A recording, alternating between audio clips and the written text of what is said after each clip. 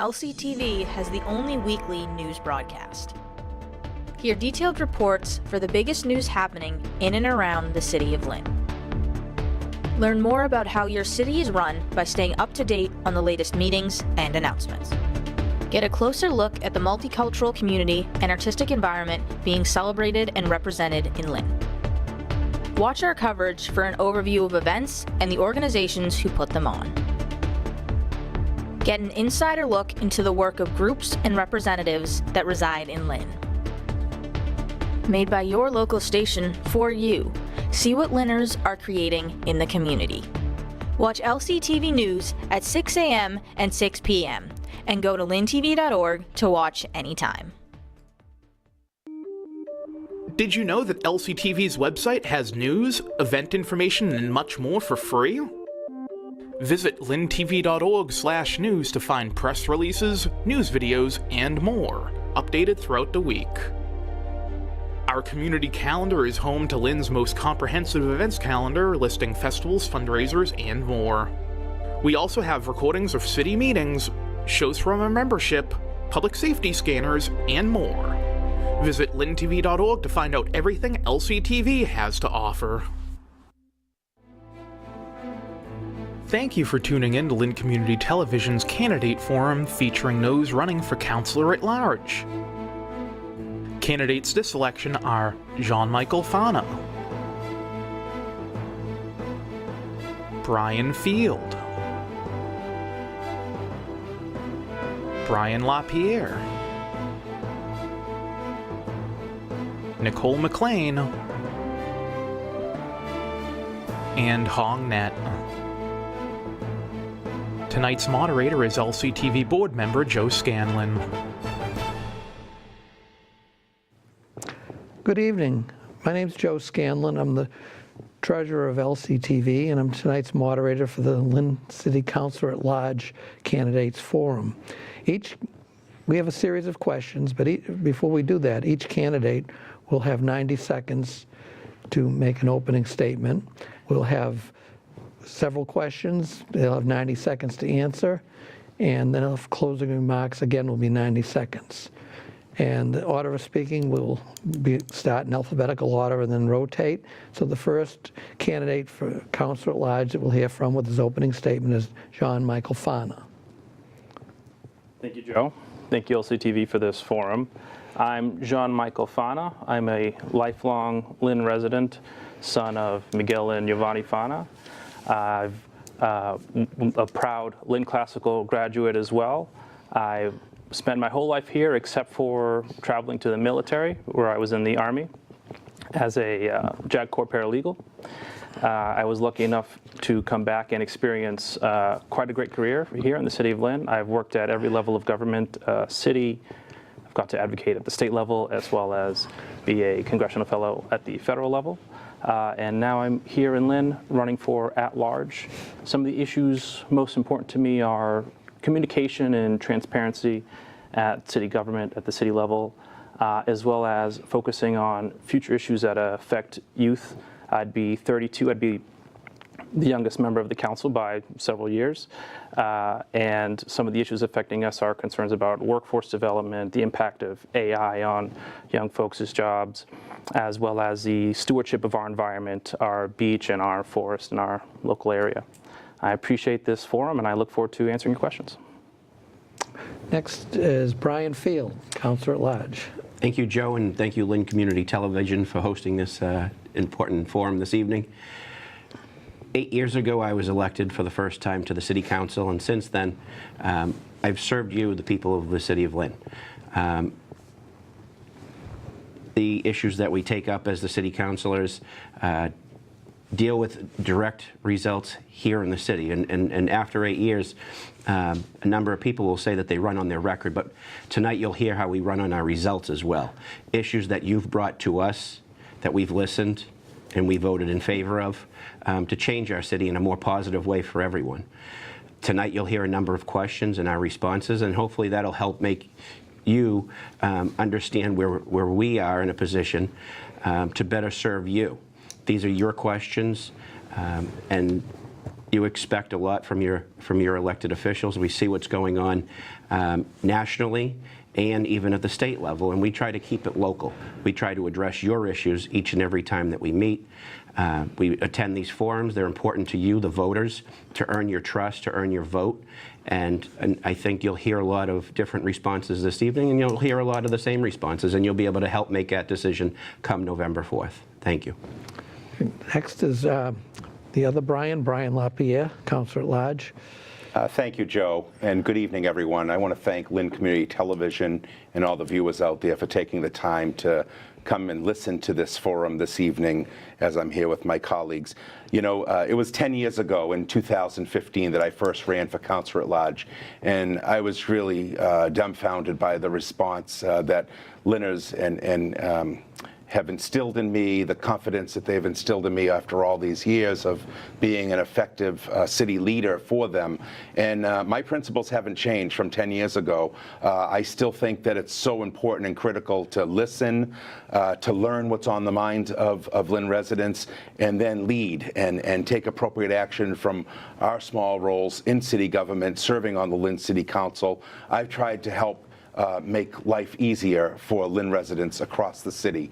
And I've also championed and have pride in myself in working collaboratively with the 7 ward councilors as well over those same 10 years. I'm still passionate, I'm still excited, I still have the energy and the commitment to be one of your 4 Councilor At-Large. A little bit about myself by way of background: grew up, raised here in Lynn, grew up on Chatham Street. I was a Kiley Park kid. I attended the Lynn schools, Brickett, Marshall, and English.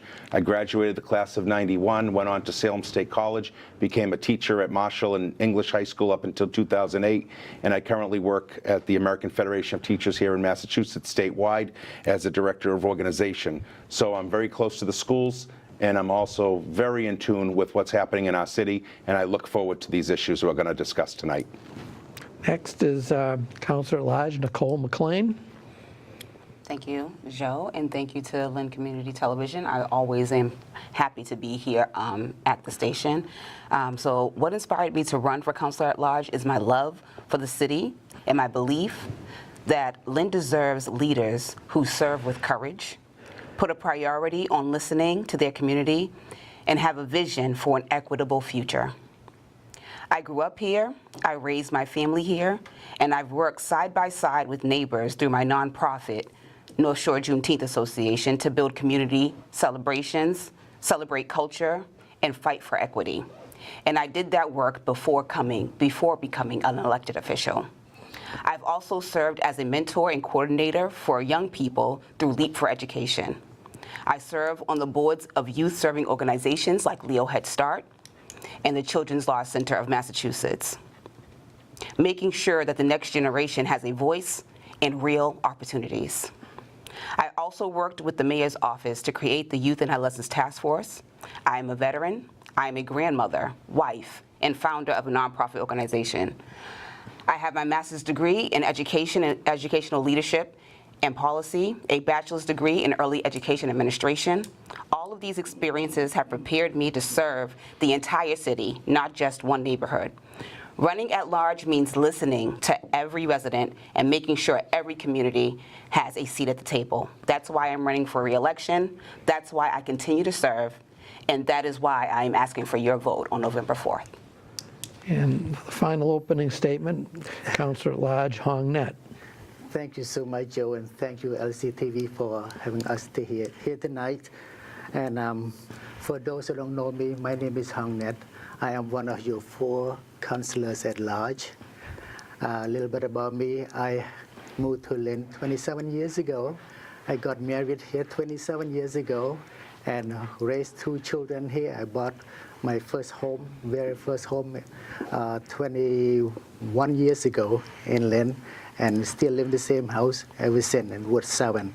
I'm running for re-election because I want to continue to work with everyone in the city, and including my colleagues from the council and the mayor, to ensure our city is prosperous and safe by advocating for funding to fund our projects such as public safety, public education, housing, and business development, and all the projects that we focus on, like job creation.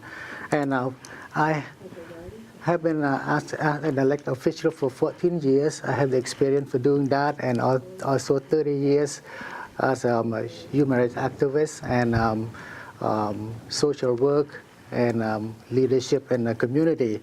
And as Councilor At-Large, I will continue to work hard to ensure that everyone have the voice at the table at the City Hall. And I'm looking forward to the discussion tonight. Thank you very much. Okay. That concludes the opening round. We're going to go a series of questions. Some of the questions were submitted by members, and some were developed in-house. And it's a good mix, and some are probably more easy to answer than others. But so the first question will start with Councilor At-Large Brian Field. And the first question is, in your opinion, what are two important issues in the city right now, and how would you work to address them? This is a member question, so. Sure. Probably the most important is public safety, and I'll touch on that in a moment. And second would probably be economic development and how that affects the city and our tax base. Public safety, I chair the Public Safety and Public Health Committee for the City Council. I've done that for a number of years following in the steps of the late Councilor Vice President Buzzy Barton. Our public safety, it keeps everybody safe, and different community grants that are important to fund those initiatives with our police department, with our fire department, and most recently, just beginning this year, is the COM team, following the riots around the country in 2020. Lynn started that discussion to involve an alternative way of policing in the city, of serving as a safety organization to keep our residents safe, to keep not just those affected by serious crimes, by more serious crimes, but other crimes that drug use, people that are, have substance abuse issues, folks that are challenged with mental health. Those are real issues that affect real families, many families, that we need to focus our funding on and our efforts on, and that's what I've done as part of the Opioid Abatement Committee. Also touched on economic development, and I know that our time's short, so I'll touch on that. But it affects our tax base, so we have to encourage businesses that thrive here in the city and can improve the cost of living for everyone in the city and provide good jobs for people that work right here in the city. Thank you, Councilor. They want that bell to get done. Yes, that bell is just about to come up. So, Councilor At-Large Brian Lapierre. Thank you, Joe. If you need me to repeat the question, any of it, just let me know. Thank you. I'm okay on this one. But the top two priorities, and it's hard to nail down, but I'm going to say, number one, budget stabilization. When I came on to the Lynn City Council in 2015, we inherited quite a deficit in 2017 when former Mayor Tom McGee inherited from Mayor Kennedy prior to that a $14+ million deficit. And there weren't many answers to that budget gap. I am very proud to now say 10 years later or 8 years later, the loan has been paid off. We have a very stable budgetary cycle. We have reserves. We have what they call free cash. We have been able to have a fully staffed increase in police and fire, where we're replacing retirees. So budgetarily, we have come a great distance from when I was first elected back in 15 and 17. And the decisions were tough to get us to that point. We did this without having anyone being laid off as well. So we are definitely on the right page in terms of the budget with the mayor. And I think cleanliness. Number two, I would say constantly, councilors, I think my colleagues would agree, we are out there through Councilor Field's initiative and Councilor Chakutis with the help of DPW and many partners. In any given Saturday, you'll see one of the parks getting cleaned. We get constant complaints about litter. We are constantly on top of it. And I think cleanliness for our city is a huge priority that we've got to keep combating day after day. Thank you. Councilor Nicole McLean.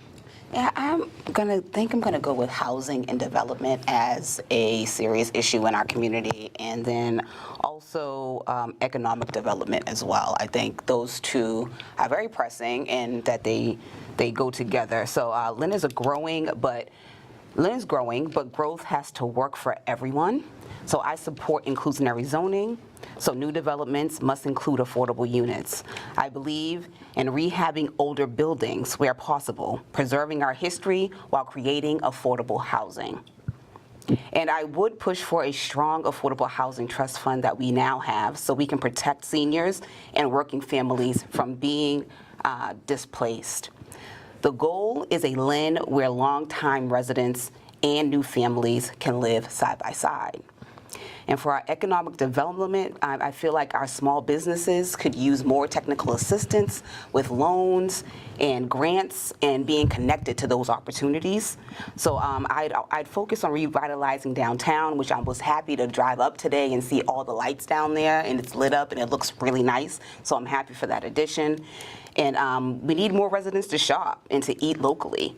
I know we have these new developments, but a lot of those people in those developments aren't shopping downtown, so we need to really get them to come down and be a part of our economy. So those are things that I think are very important in our city. Okay. Councilor At-Large, Hong Net. Thank you. My God, there's so many important things that our city needs right now, but I would go with safety, public safety, and probably budget. Yeah. So any city, if we don't feel safe, it's very hard for anyone to move and to live, to do business, to play, whatever. So I think it's very important that we need to make sure that the police and firefighters have enough resources and to do the job, and enough bodies to do the job as well. And we can do everything we can and to make sure that as a chairman of the Ways and Means, I work with my colleagues to appropriate enough fund to make sure that our police department and fire department have the ability to do their job. And the budget, yeah, that's like, again, as a chairman of the Ways and Means, and I see that it's very important that we need to make sure that we have enough funding appropriate at the right place and to make sure that they all have the amount so it can use, make sure that they're not coming back to say, okay, we don't have the fund to do this, so we cannot protect our city. So that's our job. I think that's the most important thing right now we should focus on. Thank you. Okay. John Michael. Thank you, Joe. For me, I would say the top issue that I hear when I speak to a lot of families is different versions of affordability. For my own family, I've got my wife and I have 2 young children. My son JJ's 3 and our daughter Ada just turned 1, and we pay more for pre-K than we do for the mortgage of our home. And that's not a unique story. That's true for many other young families. There are many seniors who I've met over the course of this campaign who are sometimes living in homes that have been in their family for generations, and they're struggling to make decisions about how to make those payments going forward, how to upkeep with repairs, and a lot of them do end up selling and having to, even when they don't want to or don't have to. And also a lot of renters struggling. I have seen with my own eyes 50, 60, 70% rent increases. I have seen with my own eyes, frankly, different tricks that people will pull to try to get renters to leave their units and try to free up units. And I think there's more that the city could do to be there with residents to push back on the pain that a lot of people are feeling on affordability. I think there's some real things that we could do there. And then a really upstream issue that I think we're facing, Joe, is honestly a crisis of community, where people feel like they belong in the city of Lynn, where people feel rooted, like this is their home. I think that's one of the reasons we see a lack of cleanliness, one of the reasons we see struggles with public safety in the downtown and other areas. And I think that's something that's hard to legislate away. It's going to take real kind of cultural leadership to turn that ship around. Okay. That concludes the first round of questions. The second round of questions is another member question, and we'll start with Councilor At-Large Brian LaPierre. Do you support changing the city council meeting time to 7 p.m. in order to increase citizens' participation? Thank you, Joe. If I thought that that would be a logical, in the past, as you know, we were meeting at 8 p.m. And we had subcommittee meetings prior to that. So I would definitely support a later start, if that's the question, around 7 p.m. That would just shift everything upward to subcommittee, probably beginning around 5 or 5:30. As you may know, or the listening audience may be aware, we just advocated and successfully launched a public mic portion of prior to the council meeting, where that's 15 minutes of availability, where residents can come and say what they'd like over the course of 3 minutes.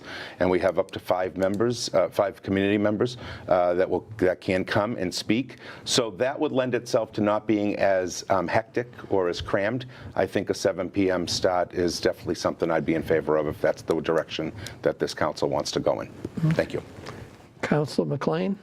I feel like we all at this forum tonight spoke about listening to the community and hearing what the community has to contribute, and then making decisions that are community-centered. So if there was a good amount of our residents that wanted to start the meetings at 7 p.m., I don't see any reason not to do that. I mean, if the community is calling for something like that, and it is our job as representatives to hear them and listen, and hopefully they will actually show up and be in the audience and listening to what's going on in the city at that time.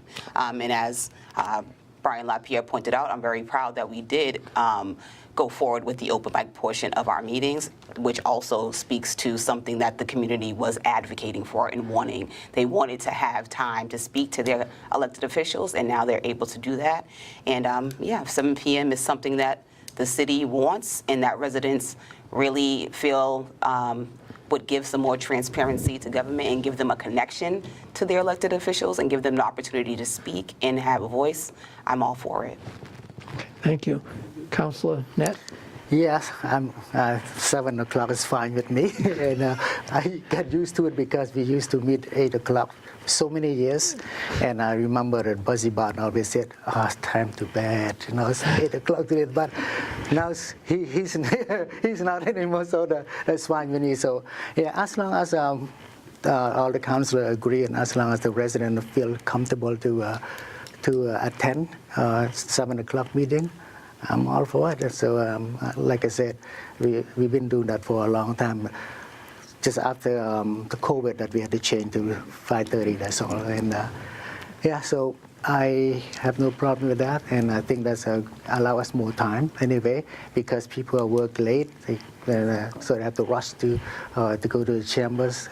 Sometimes you have to miss committee meetings, which is not good.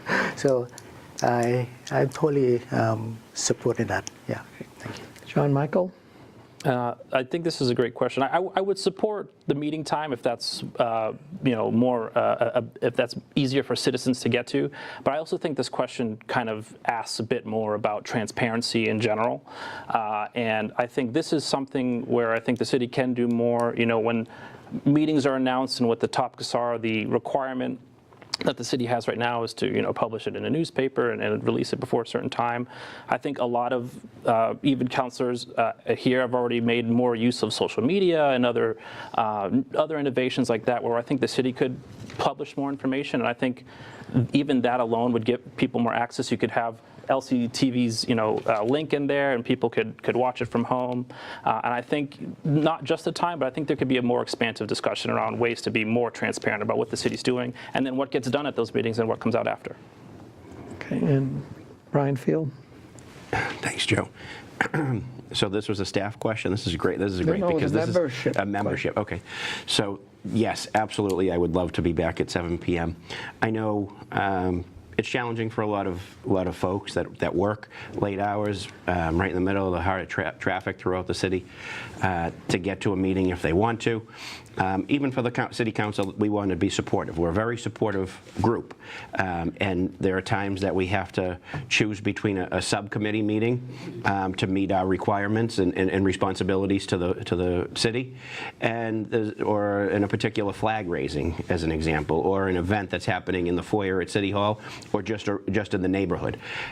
It limits what we can do as councilors to show our support and be in attendance. So I'm all for it. I really like the 8 o'clock time that we had pre-COVID. And I'm a late person, and trying to rush across the city to get from work to a 4:15 subcommittee meeting is certainly a challenge. And it's really up to the community. If the community thinks that 7 o'clock is a better time, then I'm 100% in support of it, and however it can benefit everyone.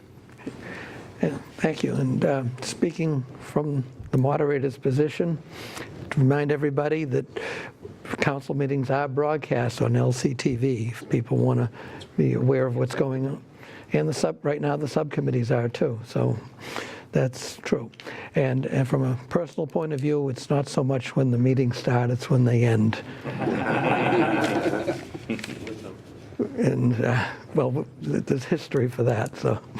Okay. The next question, the first, Councilor McLean will answer first. It's another member question, but it's a little different. What assurances can you offer residents and businesses impacted by construction, such as the upcoming Weston Avenue and Essex Street projects? And how would you work with the state in coordinating the construction and timing? I would like to start off by remembering some community meetings that we had when it came to Broadway and when it came to the construction that was going to happen in front of Ingalls. They had these community forums, and a lot came out of them from our residents. Again, going back to listening. Residents were talking about how they would like to see things be better coordinated and how they would like to see staggering of projects being started rather than projects happening all at one time.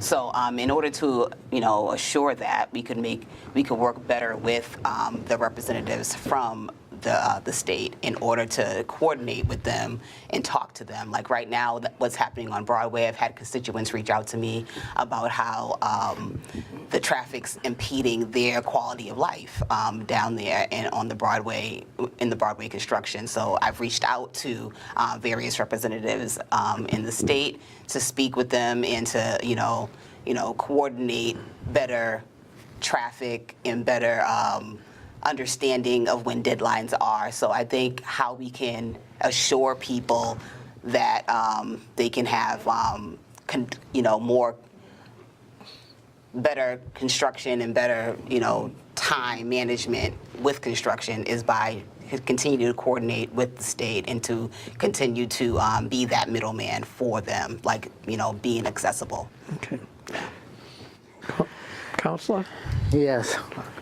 Everybody's really have to go through a lot of challenging with the current construction right now, and especially small business owners on Union Street and on downtown. So they ask me all the time, when will it be done? I said, well, that's a good question, but I hope I can tell the contractor to speed it up, but we do what's best, and the mayor is working very hard on that as well. We talk a lot about that, and I would be nice if they work at night instead of rush hour today. So would be nice if they work at night. They have enough light, like you see on the highway, they work at night, but it's good, so that way the traffic flow better, and during the days people can travel better.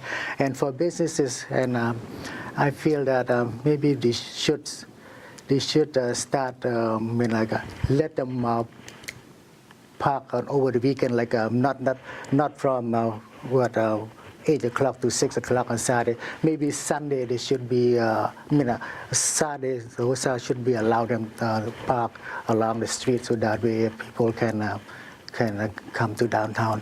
And yeah, we continue to work with our state delegation to make sure that we can post this faster, and also the DPW is working very hard to make sure that the construction is finished soon. Thank you. John Michael? So I can say I've knocked on several thousand doors in the city personally, and having done so, this is my first time running in my own election. I've done it for other folks. This year, the road construction has leaped out as an issue for people far more than I would have expected. But it has been, I think, to what other councilors have mentioned, kind of a question of coordination and information, and I think kind of, again, this goes back to transparency, and that's being very crystal clear about when these things start, what the expected timeline is, and when the delays happen.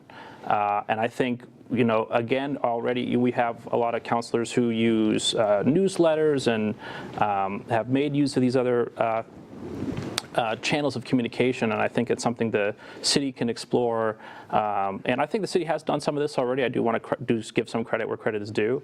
But I think trying to be really crystal clear about road construction, making sure abutters are the most informed individuals, and anything we can do for business owners to provide mitigation. That's always a very difficult situation. It can be long periods of time and disrupt the customers. But we should be, working with them as much as possible, and I think a lot of them do, but we want to ensure that process is ongoing the entire time. Councilor Field? Thank you, Joe. I think if anyone at home is on social media, I know myself, I'm on social media, and a number of my colleagues here, every day you see complaints about traffic and bottlenecking the city. And I was one of 3 votes against the Broadway project because of those reasons, because of the lack of communication from the state level, as trying to plan the Broadway project simultaneously as the Linfield Street project. We saw the challenges that Linfield Street posed. We saw that area of the city, and even with those projects in one particular area of the city, it really bottlenecked the entire city, because we're still dealing with the project for the Belden By Bridge. We see what they're doing and planning for the General Edwards Bridge repairs, and we saw an entire city that can't come or go. And it doesn't seem to me and to many that the state communicates on these types of projects. And we see that now after the Broadway project has begun. We see the challenges that these outside neighborhoods, these neighboring smaller communities are facing with speeding, people that are stuck in traffic, that are missing appointments, that are showing up late to their child care, showing up late to other after-school and activities for their children. This is what is a result of poor communication on the state level. I have the project managers on my speed dial because neighbors reach out and complain about flooding in front of their houses because of a lack of just poor leadership and poor communication, really. It's projects that we need, but they need to be planned better. That's the first one. I'll take the day on that one. Councilor Lapierre. Well, I echo my colleague Brian's sentiments exactly. It didn't have to be this way. A couple of years we did take that vote. We knew the congestion was going to be unbearable, untenable. With Pickering Middle School beginning, the Linfield Street project still going on in some regard, Broadway from Euclid to Mayfair to Genesee to Piedmont to Claremont, all of that neighborhood has suffered in the past 2 years due to poor decision making. Now, we took money from the state. It did not cost Lynn a dime, and it still isn't costing Lynn a dime for all the roadway improvements. But man, they do not get to the repairs in time, resurfacing, grinding, all of these things, milling, have taken far too long. I think it's all about enforcement. It's about putting pressure from our local DPW to force the state to come in, do a project, and leave. There's no reason why businesses should be shuttered. The Salvia the Florist, Seats Greenhouse on Broadway has closed for the fall season and will close for Christmas because of that project. At Market Street, with bike lanes going in, the Dunkin' Donuts on Market Street is down 50% of their business. These are that's the lifeblood of small business. And we are going through there willy-nilly, not completing projects, closing lanes, and God forbid you go down the Lynnway into Seaport Landing. Try to make that right. someone's going to get hurt, and it's not helping. And I said, I don't want to be the guy that said I told you so, but I voted against it, and I would vote against it again. I think Easton and Weston is a few years out because of the federal government. That's a 2030 project. I hope it's delayed even further. Thank you. Almost. Almost a ding. I saw his hand. Okay. We'll take the dings on that. Okay. The next question will go to Councilor Hongnet, and it is, this is, speaking of the federal government, it is not a member question. So, given the current situation with ICE operating in Lynn, how can you support the immigrant community? I know ICE in our city it's really scared a lot of people, and it's not pleasant. And we want our residents to feel safe, but we don't mind they're around, but as long as they're not harassing us, that's all. And so our job is just to educate our residents, not to cooperate with them. And also, I'm glad that our law enforcement, our police department is not helping them, which is good, and they're helping our residents instead.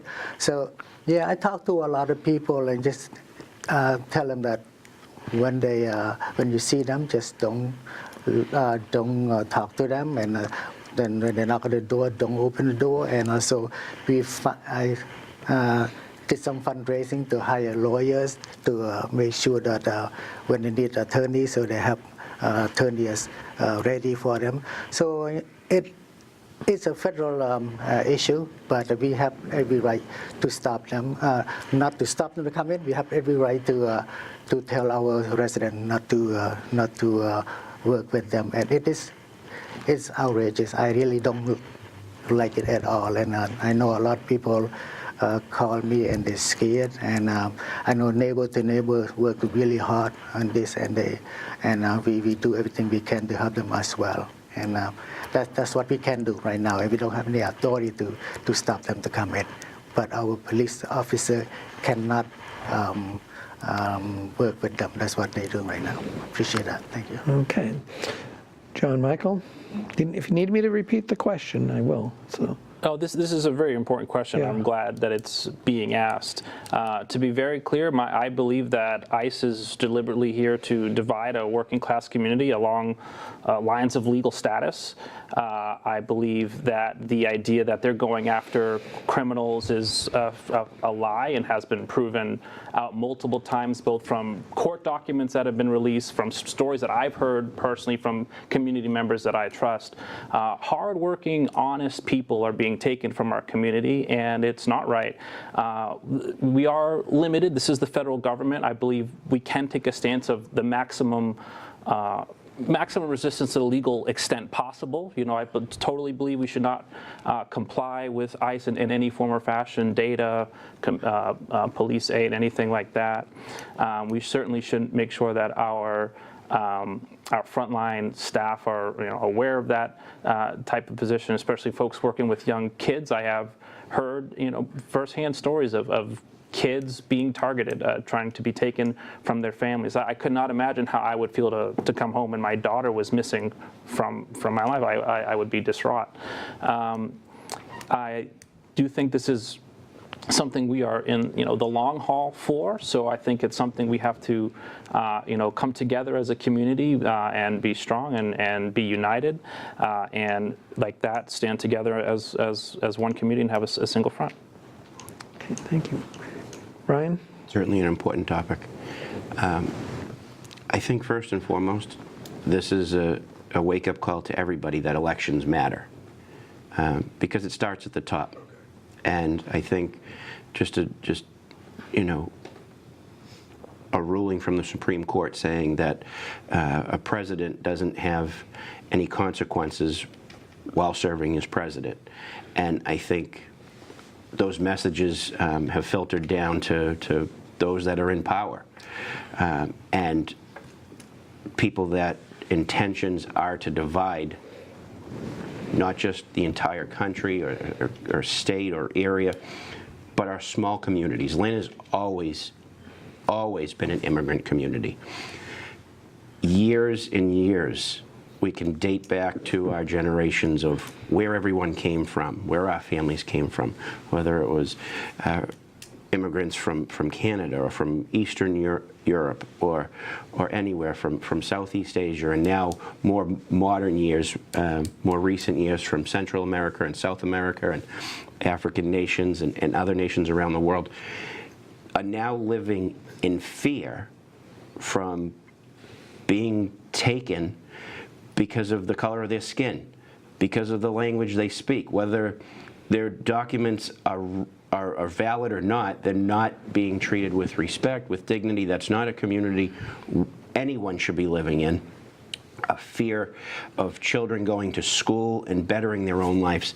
It's something that we need to step up, and we have as a council, as a community. We've had resolutions, and we'll continue to do that to support our immigrant community. Saved by the almost bell. Councilor Lapierre. Thank you, Joe. And in 90 seconds, I want to do this answer the justice that it deserves. So I will just stop by saying I'm going to try. ICE does not belong in our city. I am opposed to ICE and any aspect of ICE coming in, particularly around our schools. We have had to do trainings with our teachers and staff and families around Know Your Rights.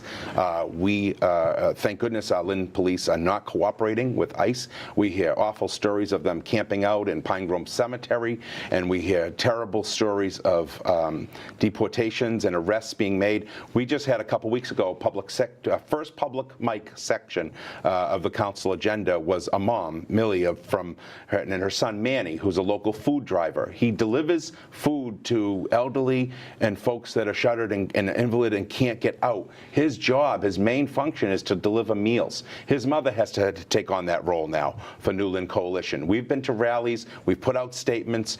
I want to commend our mayor for an earlier capture earlier this year that ended up taking the student to Vermont, and we finally got that student back. And just remember this, I'll leave on this note with ICE, as my council colleague Brian just said, Councilor Field, this is about families and children who are afraid to come to school. Imagine that.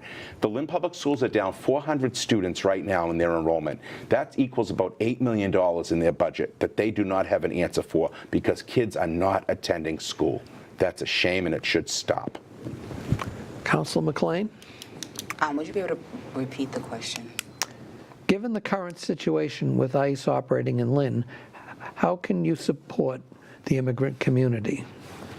Okay, so I want to start by saying I received videos of ICE in our community detaining residents. I've gotten calls about ICE being around our elementary schools. I've been, pulled in to show support for families such as Sylvia, who we went to her baby shower. Her husband was detained by ICE, and Muriel, who is the mother of Manny, who was detained by ICE as well, was at that baby shower, and they both spoke. And I've supported both of those mothers. One by donating to Manny's GoFundMe, and by appearing at Sylvia's baby shower and bringing a gift to help her along this journey of being a single mom now unexpectedly. We have been at rallies as a council. I'm very proud of our council, our city council members, because we have shown up for the immigrant community by standing with them in solidarity at rallies, by writing those documents and letters, the resolutions. We have loudly supported the immigrant community, and we will continue to do that in showing collective care for our immigrant community as much as we can. Okay, thank you. Okay, the fifth question will be going to John Michael Fana again, and the next two are probably more or less economic development type questions, so change the tone a little bit. What are your thoughts on the South Harbor Improvement Plan? So just to be clear, I guess that's the broad plan for the. I just read the question. Sure. It sounds to me like we're talking about the plan for for that South Harbor, the right? district of the city. I do believe that as it as it currently stands, I think the economic transformation of the South Harbor is one of the big questions about the future of the City of Lynn in a few different ways. One, how that development goes forward in terms of how many units are built that adds to the city stock, and how does that affect affordability? There's other questions about resilience along the shore, which I know there's different plans for. The new Harbor Park has been, I think it's a great success, and I think a sign of that transformation. Overall, I think I support focusing the economic development in that area of the city. I think as the city's growing, there's trade-offs and decisions we have to make about where we develop and where we put our focus. And I think it actually makes sense to kind of concentrate in a couple areas. And I feel like the South Harbor and the downtown are the two areas we should try to really zero in on and focus that effort in. I do think that we do want to make sure we're keeping an eye towards equity as we do that. I think there are concerns with who can afford to live in some of the units that are going up, but are we creating other opportunities where people can advance themselves? Are we creating new jobs where wages can rise? And I think if we have an eye towards that type of development, I think it can be a positive change and something that hopefully my son will see when he's older. Okay. Councilor Field? It's an important site for the city. With the Samuels Group, their presentation to our council, everything that the residents have asked for seems to be all brought together in that one project. We talk about project labor agreements for apprentices, for labor work, for affordability, for units to be there, but that important component of business, not just residences. So it's not just a development where people are going to live, but they can shop, they can eat, they can play, they can do everything right in that area. And that's what that area needs. I remember the old Club Morgan that was there, a number of campaign events earlier in my earlier days being present there. That site has gone undeveloped for decades now, and that what has been proposed by the Samuels Group is exactly what that particular area of the Lynnway needs. We have to support that with infrastructure. National Grid has to come to the table and stop impeding other progress that we need to make down on the Lynnway. And there's so many different partners in that area that just need to get to the table and understand what the vision is for our city as public-private partnerships, and how we can help support them as a council and how they can help our community grow. Brian Field? Brian LaPierre. Brian LaPierre, I'm sorry. Thank you, Joe. Brian's a Brian. Brian's a Brian. They confuse us all the time. It's nothing new. So in 90 seconds, $500 million private investment, the first of its kind. We could not move quick enough to approve this project. As Councilor Field noted, it's got labor, it's got affordability in terms of housing, it's going to have retail, it's going to have an amphitheater, it's going to have dining options, it's going to have open space, it's going to have public access. $500 million, multi-year project. We're not going to see this thing come to fruition until the early 2030s, in my opinion. And it's a starting point because it's the catalyst of the Lynnway. Only is this happening now because we were able to it took decades to move the power lines, as Councilor Field noted, through National Grid and so forth.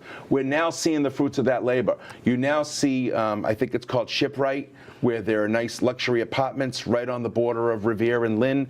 Those are now leasing. All of that community, as Jean Michael mentioned, the Harbor Park is adjacent to that whole area.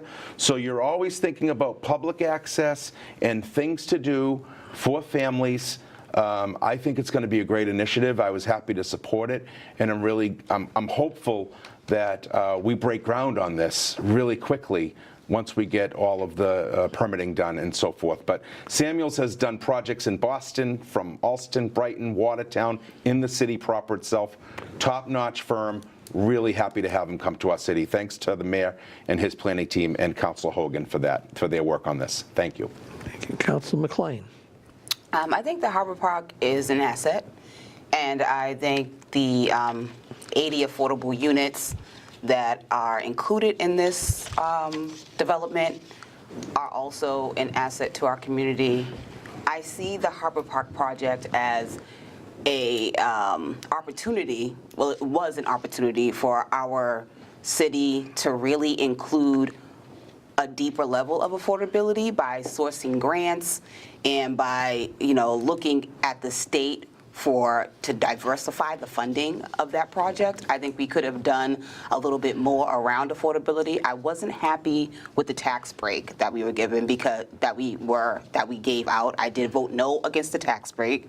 I did vote against the tax break, but I did vote for the development because I feel like the tax break could have been a way to boost our economy in the city, which we really do need, and it may have also been a way to, limit the burden on homeowners for their taxes that goes up every single year. I feel like that development is a testament to what can be done in our city, and I think it's great, but I also think that as a council, we could do better with negotiating with developers and with making sure that, our community gets something from these developers when they're developing in our city. Councilor Net. Well, Harbor Park is the jewel for our city. We are with this the gate to the North Shore, so we must have something beautiful like that. And I'm very excited, really, to be honest. And all my colleagues have said it. So everything's in one place right there, and not just a place people to live, a place people to shop, people to eat, people to enjoy themselves, movies, and plus the park right next to it. And when you look from the rear, you see, Lynn, that, wow, that's something that the city should be. And the place has been empty for so long, and it's so hard to get this kind of development to come. It's like Brian said, $500,000, $500 million. That's a lot of money, and a lot of tax revenues get to our city within 10 years or 30 years. So we can use that money for a lot of things, to be honest. And I'm very happy that Samuel is coming to build this beautiful luxury apartments and give a taste of how beautiful our city is. And that will also, I want to see if we can put the overpass on a Lynn Way, so that way the people who live there can go to look for cars or the dealers there, so eat a restaurant or somewhere around there. That would be a plus as well. That's what I want to see it happen. But overall, I'm very happy with it. I'm glad I voted for it. Thank you.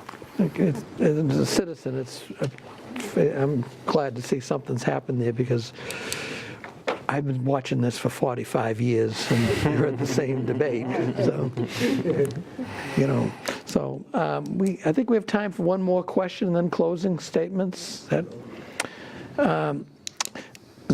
is the final one, and it's a land use question. Zoning has been rewritten for the first time in years.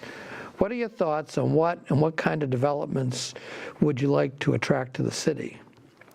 What are your thoughts on that, and what kind of developments would you like to attract to the city? This is on the new zoning ordinance. Brian Field. Thanks, Joe. I think a lot of the businesses that succeed here are food related. Lynn has an amazing quality water.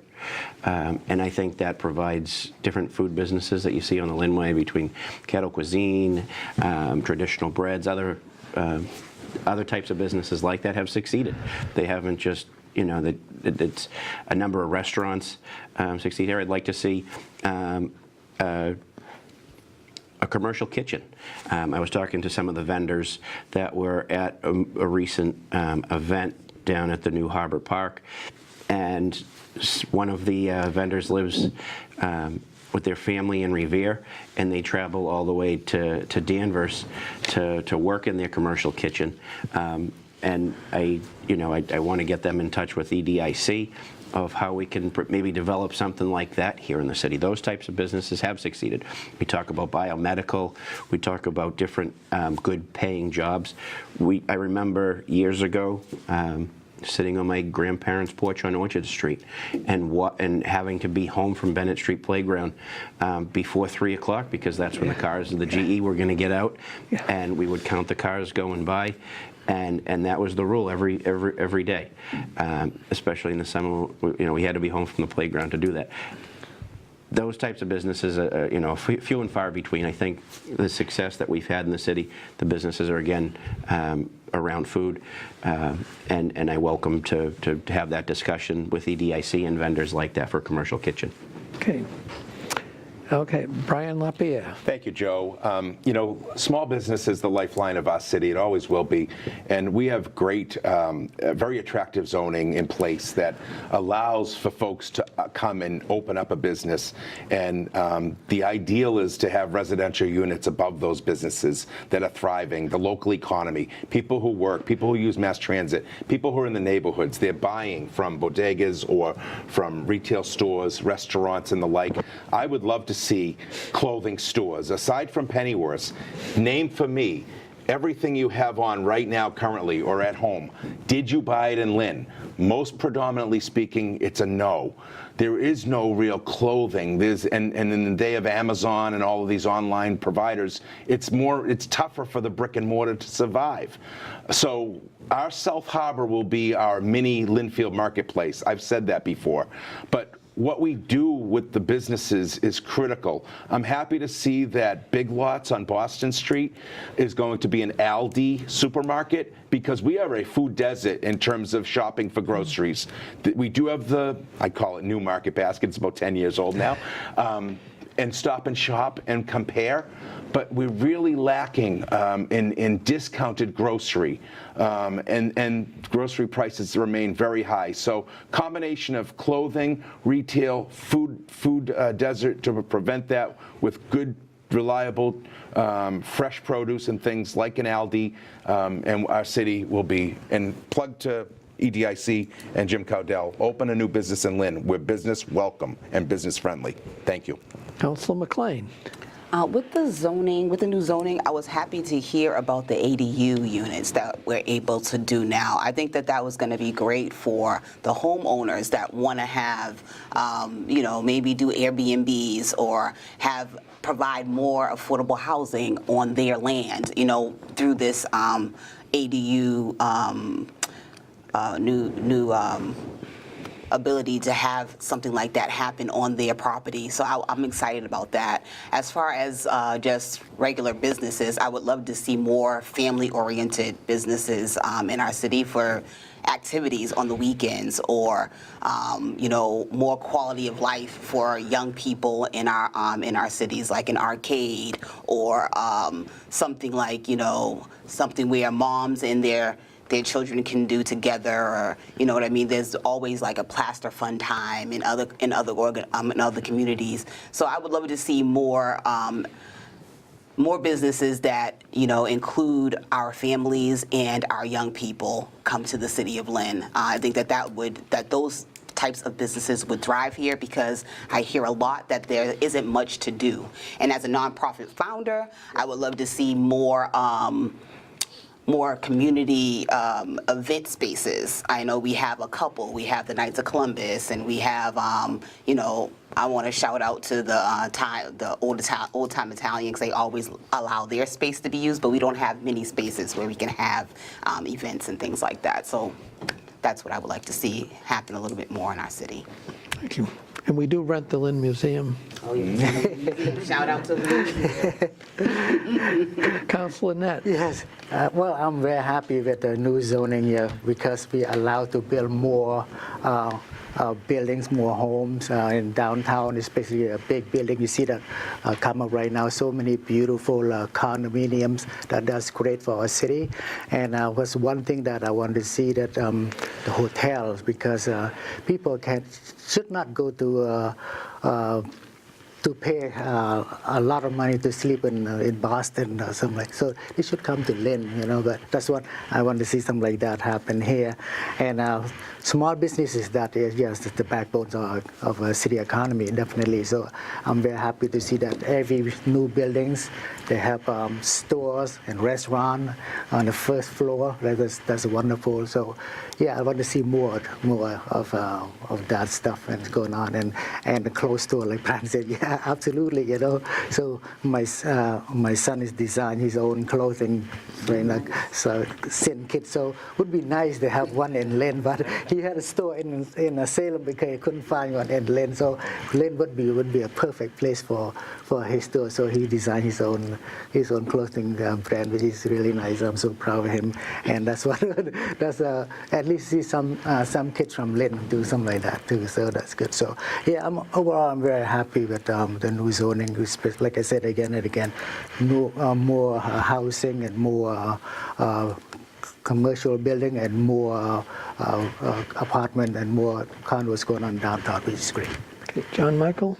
Absolutely. I'll say, generally speaking, I do like the zoning changes. I don't think it was a high bar to jump. Some of those zoning laws, I think, were approaching 100 years old. As for what kind of development I would like to see, I would love Councilor Hong's son to get a stop front in Lynn. I think that'd be a great place to start. But I really think that shoreline area of Lynn is the spot where we have the most opportunity for transformation. I think that areas right now, it's very, car-centric in terms of the auto body shops there, and there's some other activities there. There's definitely some activities there we want to keep, like the Gorelick Farms complex there. But I think it has an opportunity to become much more of a destination. If the South Harbor project is a start and it is an anchor, and maybe there's an overpass, and you can connect that area of the city with West Lynn and kind of link it up a little bit more, make it walkable, make it shoppable. That can be a place where kids can go hang out, have something to do after school, somewhere to keep them busy. Maybe there's some event spaces there where people can go and build a little community group. I really do feel like that area of the city is the prime opportunity for a transformation, and I think it'd be a great spot for a clothing shop front as well. Okay.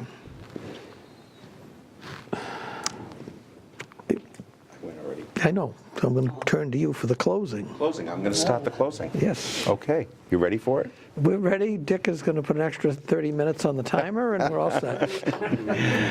Well, thank you, listening audience. Thank you to Lynn Community Television. Thank you to my colleagues for being here tonight. There aren't that many forums in this cycle, so it's really good. It's really important that we get messaging out. And my messaging is very simple. I feel like I've been an effective voice who delivers results for all Lynners. I work closely with ward councilors. If they can't get something done, and I work collaboratively with them, people know they can reach out to me, and snowstorms and trash issues and the like. I'm very accessible. As I said, I've tried to deliver meaningful and impactful city government services to those in need. Some of the accomplishments that I'm focused on recently in this past term has been around senior citizen, the seniors center expansion of the second floor on Friend Street. It's a huge hit. It's a gathering place. Nicole's mom is there. My parents go often. It's a wonderful thing for my parents to be able to go and enjoy company and be part of their extended family, the Lynn Senior Center. And I'm proud of what we've done for veterans as well.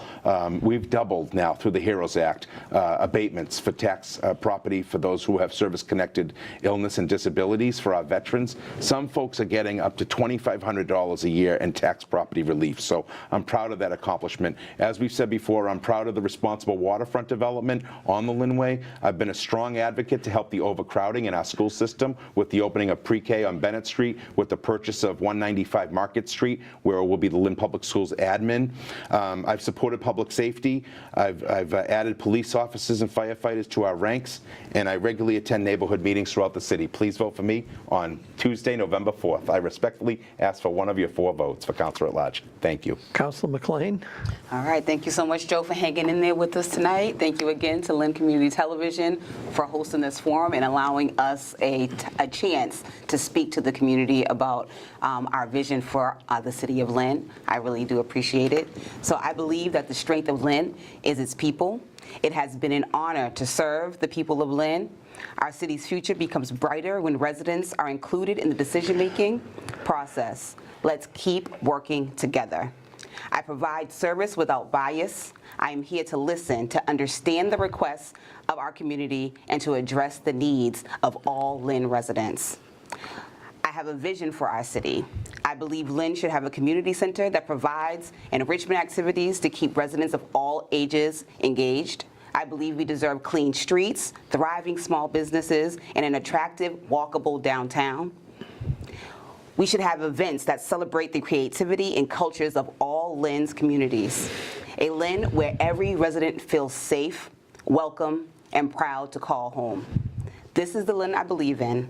I know it's possible when we work together, and I hope to have one of your 4 votes on November 4th. Thank you. Councilor Net. Thank you again, Joe and LCTV, for having us here tonight.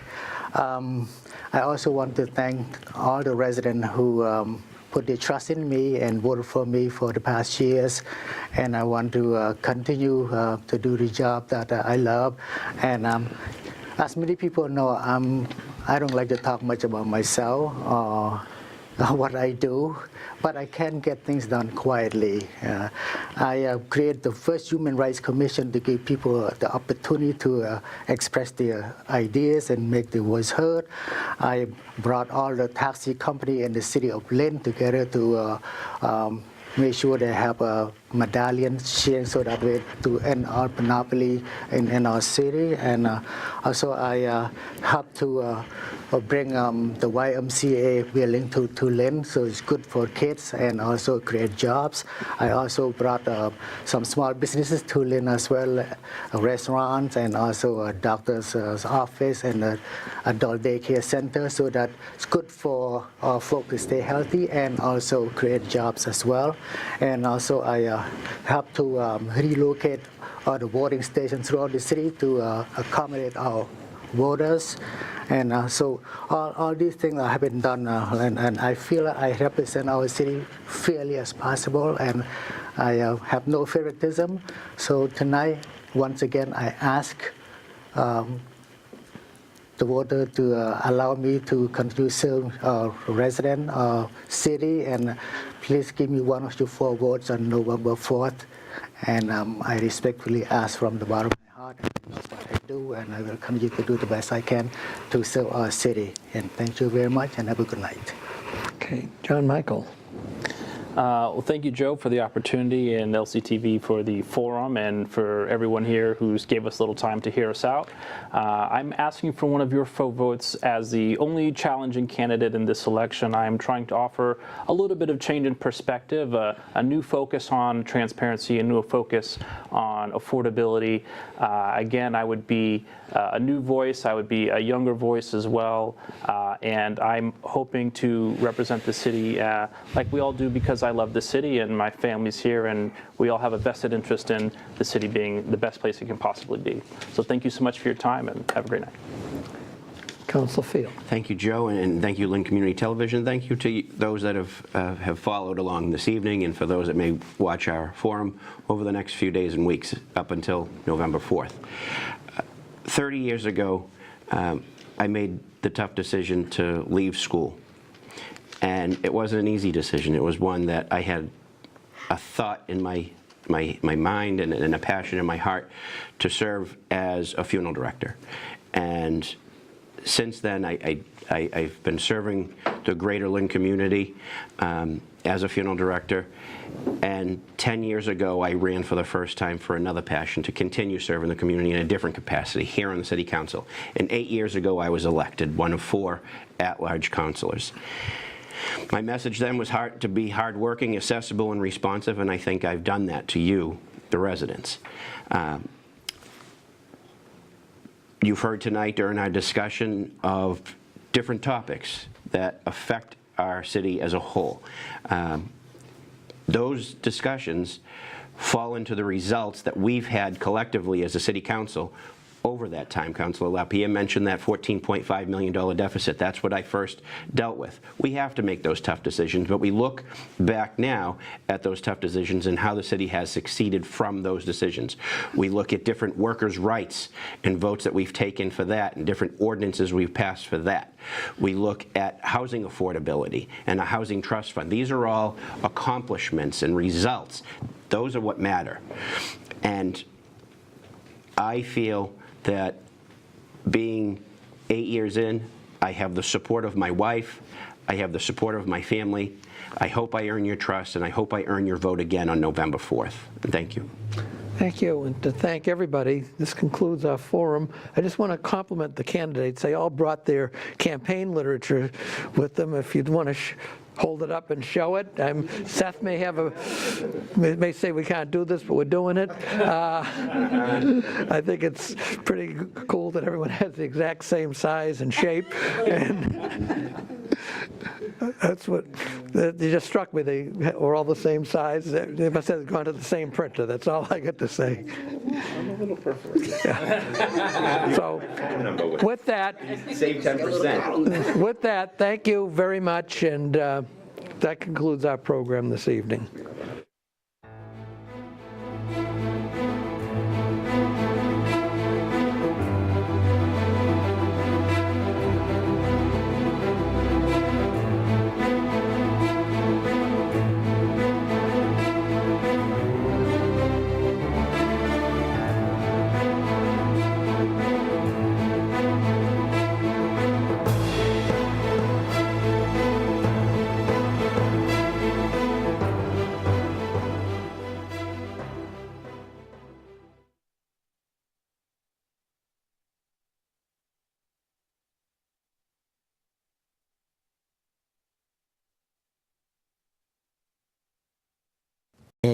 It's a problem. Any other questions?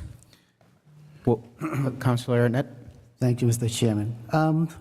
Do we have any places in mind yet, or are we voting this just to find a place for operating? No, this is we're casting the net to try to find a location that's suitable. The current location is, as I said, is in a residential neighborhood. When it first opened, there was some neighborhood opposition. I think they've taken some steps to soundproof and try to not be an inconvenience to the neighborhood, but that's part of the evaluation criteria. We're looking for a neighborhood, of locations not in a residential neighborhood that's set back, ideally in a commercial setting. It needs to be of, I think they've identified between 18,000 and 25,000 square feet on the ground floor.